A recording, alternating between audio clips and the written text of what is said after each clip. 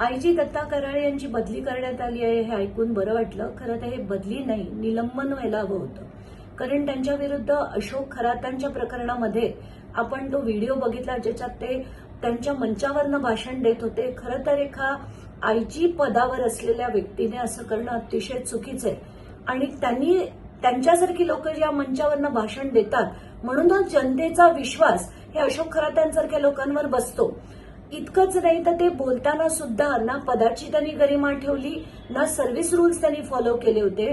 म्हणूनच मी त्यांच्या सस्पेन्शनची मागणी करत होते. कारण खरात प्रकरण सोडून सुद्धा आयजी दत्ता कराळेंवर अनेक आरोप आहेत. एक सिरियस सीबीआय एन्क्वायरी देखील चालू आहेत आणि कुठेतरी मला असं वाटतं की हे सगळे भ्रष्ट ऑफिसर्स जे आहेत त्यांना या मोठ्या पदांमधनं काढलं पाहिजे. म्हणूनच मी आधी अभिजित भांडे पाटील यांच्या विरुद्ध पण लढत होते आणि आयजी दत्ता कराळे यांच्यावर पण लढत होते. तर आत्ताच्या घटकेला ही बातमी ऐकून थोडं बरं वाटलंय. खरं तर ही कारवाई ही बदलीची नाही तर निलंबनाची असायला हवी होती असंच माझं मत आहे.